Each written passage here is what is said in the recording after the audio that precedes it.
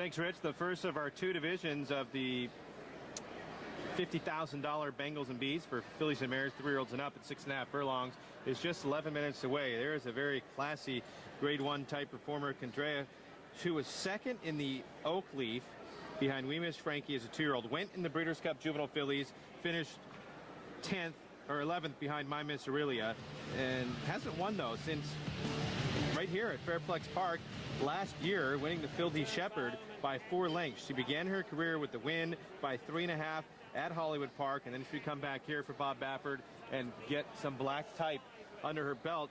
But since then, it's been a little bit of a long road. Yeah, that was last year. This is this year. Now, she got a really easy lead. It was just a field of 6. It was a really soft spot last year in the Fildy Shepherd. This is a very tough group, Dave. We were just talking about how this could really play out like a graded stakes race. You have horses like Kindrea, Great Hot, who's been right there in graded stakes races. 9th Infantry wasn't disgraced in graded stakes races most recently. And take a look at this graphic that we put together for you. Such a strong field here as far as the quality of this group, including the 7th Plaza de Indias, who was a Group 1 winner in Chile. Great Hot won the Grade 2 Raven Run. Second in La Cañada. The 1 is Grade 1 placed. So even though this is just a $50,000 stakes, this is quite the field. Great Hot, who was bred in Brazil, was 3rd in the Adoration last time out, going a mile at Del Mar. This is a distance that she has won at, though. She won the Raven Run at 7 furlongs at Keeneland, so I don't think the 6.5 is going to be much of a problem. Let's go back and take a look at the stretch drive here from September the 2nd. Crunchers finishing powerfully, though, and Kathy's Crunchers comes home strongly to score. Kathy's Crunchers gives Joe Telemo another feature. So you see that $90,000 stakes race, but before that was in the Clement L. Hirsch Grade 1, Las Flores, Santa Maria, La Cañada, La Brea, Breeders' Cup, Filly and Mare Sprint. She's got Grade 1, Grade 2 races almost all the way down her card. They're loading in, by the way, for race number 3 at Turfway Park, so do not be shut out. Hurry quickly to tvg.com to get down on that one. Then we'll bring you back here for race number 8 at Fairplex, where we are 8 minutes away. And if you're starting a pick 4 or pick 3s or any kind of wagers, Dave, and we're looking up at the tote board, Kindrea, not a heavy favorite right now, just a lukewarm favorite at 5-2, but based on how things have been going for Pedroza, the fact that Kindrea hasn't really shown that kind of speed in the last 2 races, hasn't really been close at all. It's been 10 lengths and 9 lengths out of it at the second call of the race. I know Moonstruck Maya's very quick, and Renee's got Zip, another very quick individual. I thought this was a favorite worth trying to beat. I thought if you're going to play one of the Baffert horses today, I think it's the one in race number 10, American Lion from the inside. There just doesn't seem to be a whole lot of speed in the second division of the Bangles and Beads later on. And comparing these two, this division is much, much tougher. You can see the tote board. Kindrea would have been an odds-on favorite in a spot like this more times than not, but you're getting some action for the 3 horse, who seems to like Fairplex. 2 for 2 here. Great Hot has been graded stakes placed, and horse that both you and I like a little bit, 9th Infantry, who's getting the old king of the bull ring. That's right. David Flores. He used to own this track before Pedroza kind of knocked him off the mantle, and he would like nothing more than to come back and say, hey, folks, remember, I've won a race or 2 here in my day. He's shown up for some of the stakes races, but he's only ridden really a handful of horses here on the meet, as he just doesn't take it the way he used to when they go at Fairplex. So he's picked and choose his spots. Here's the field. And with Kindrea, I think maybe a lot of it with the chilliness on the tote board is, what have you done for me lately? And it hasn't been a lot. Exactly, and you'd imagine this horse is going to need to show a lot more speed than she has her last 2 times out. The scratch of the 2, all on the table, live on the tote board, Dave. This horse opened up at 7-2, currently 4-1, and has really good form here at the fair, 2 for 2. There's Blushing Martha and 9th Infantry for David Bernstein. 9th Infantry, only a length and a 3/4 back in a Grade 2 at Betfair Hollywood Park. 2 starts back, the Royal Heroine. And then last time out was just off dead last and really picked up the pieces late. It was from the rail. The horse finally gets off of the rail after 2 consecutive rail draws. And the 8 is Kindle. How about this play? 8-1 on the morning line. Gary Mandela sends this one here to Fairplex, and you're looking at 5-2. Leading rider Edwin Maldonado aboard. This is a horse that has been, a filly that's been freshened since last February. She's never been in against Stace Company, and off the break, she's very, very live here in her first try against stakes runners. Let's get back to the studio to see what happened at Turfway. For the Bangles and Beatles. All right, back here at Fairplex Park, we're just 3 minutes away from the first division of the Bangles and Beads. The 8 horse in here, Kindle, has been missing in action since February. Caleb might be able to help us find out why. I will be able to. I'm standing next to Gary Mandela, who trains the 8 Kindle. And Gary, this filly, first 3 starts were dynamite. The last 2 starts fell off a little bit and had some time off. What was the excuse for the last 2, and how's she training coming into this race? She just needed a break. You know, like you say, her first 3 races were very good, but she tailed off after that. We gave her the rests, and she's been training sensational at Del Mar coming into this. So if those Del Mar works are going to mean something here at Fairplex, I'll be in good shape, but they may not. You weren't working over the track you're running on, so we'll just have to see. The second race, and it was the first time on dirt for her, she breaks from the rail, breaks 10th, and runs second. Include Me Out was the winner, is a grade 1 winner now, and then Izzy Rule's third, a grade 3 winner. So, I mean, right off the get-go, this horse has a lot of talent, right? Yes, and I think if she runs that race back, she can hit the board here for sure. That's what I'm hoping for. And her last work at Del Mar tipped me off that she was ready for that kind of race. So that's why we're in here instead of an allowance. And then you get the top jockey in Edwin Maldonado. How'd you tell him to approach breaking from the outside gate today? I told him she was probably going to be sharp because she hadn't run in 6 months, and not to take her best weapon away from her. If she breaks clean and she ends up on the lead, that's fine with me. All right, guys, Gary Mandela, and I'll tell you that Kindle looked beautiful in the paddock. A fit filly looks really good and ready to go today. Thanks, Caleb.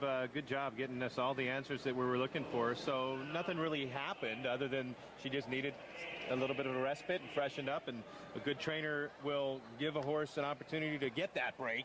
And Gary Mandela, very patient, and now he comes back in a spot to give her some black type. If she comes back ready, she'll be a stakes winner. And I love what he said, too. He said, I told Edwin, don't take away what her best weapon is, her speed.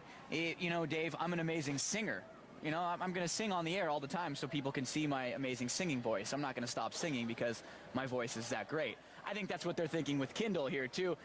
I just don't like it when horses, jockeys, trainers try to take a horse back off the lead. Bodemeister is the horse to me that comes to mind when I think about that. Yes, could Bodie maybe have rated a little bit more in the Derby, but he does it so easy. He's cruising out on the front end. You just let him do what he does best.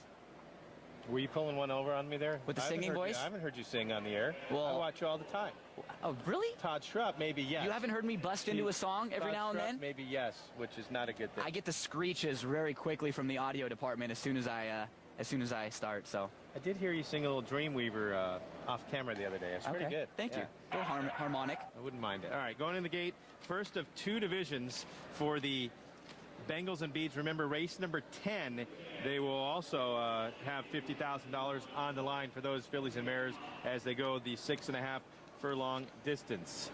Kendrea has taken the late play here, co-favored along with the 4 Gray Hot. They're both at odds of 2-1. Here's Trevor Denman. 9th Infantry's in. Here comes Kindle.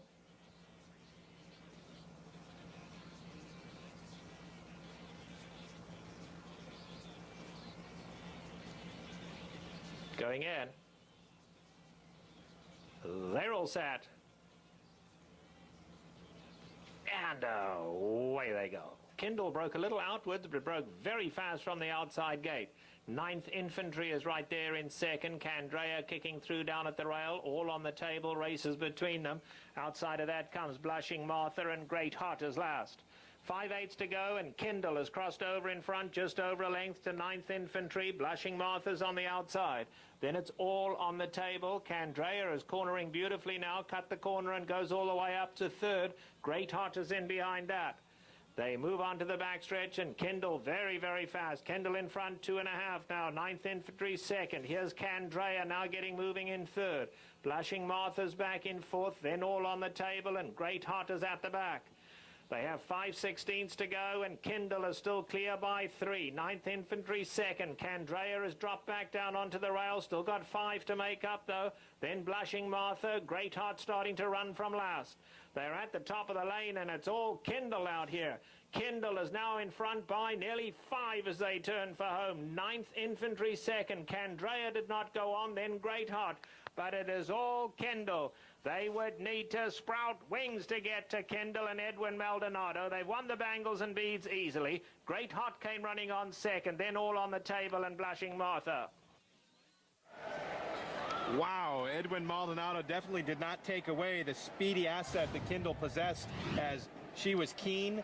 Gary Mandela called his shot basically with Caleb, saying, look, off of the layoff, she's doing excellent. If she takes to the track here at Fairplex Park, she's going to be very tough to catch. And once she was able to cross over, she didn't corner into that first turn. It looked like the 6th, 9th Infantry might sneak up the inside, but quickly by the time they hit the backstretch, Edwin Maldonado had Kindle going smoothly once again. She handled the final turn impeccably, and she couldn't have looked any better here in her first start back since February, and she's a stakes winner. This horse got a lot of money late. So did the 4. They're going to end up going off at 3-1 and 5-2.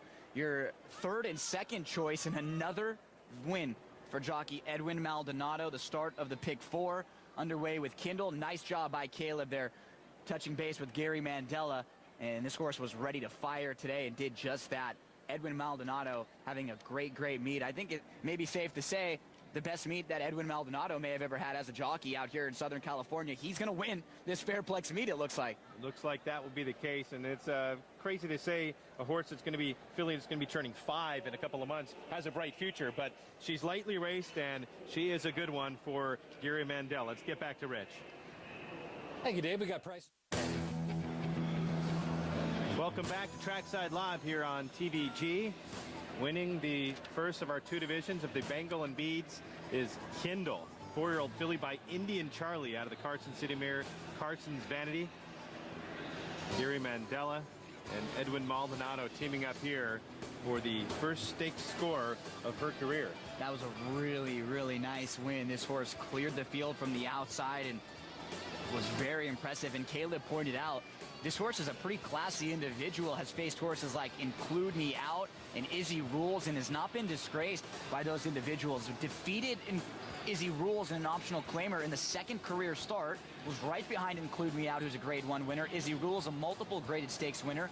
And I was just pointing out, if you looked at the internal fractions from the last 2 races for Kindle, 21 and 1, 43 and 2, 21 and 1, 43 and 3, and Gary Mandela said it. I don't want to take this away from this horse, Kindle, very quick. And another thing that Caleb pointed out is that Kindle looked great as she came out onto the track. So good job all around down there from Caleb Keller. Congratulations to H&R Nothaf Horse Racing LLC, the winning owners. Caldara Farm bred this one in Kentucky. Race number 9 comes up next. The starter allowance scratch. Well, Caleb, you caught up with the winning trainer before the race, and now you're with the winning connections after. I am standing next to Hank Notoff, the owner of Kindle. They've just won the first division of the Bangles and Beads. And one great thing about reporting is you're down in the paddock with the connections. And if you would have heard the connections talking before the race, they were making 3-1 sound like 1-9. And you said that you changed some travel plans to make sure you could see this race. So you guys were obviously pretty confident coming in here. Yes, I was in London this week, and I actually was going to go up to Newmarket on Friday. When I saw that we got into this race today, I canceled that trip. Part of the trip, came back and flew down today from San Jose, where I live up in Northern California. And I talked to Gary before the race, and he said that he didn't want Edwin to take any of her early speed away. She broke Hour a little bit, but she was so quick from the gate. I mean, how confident were you about a furlong out?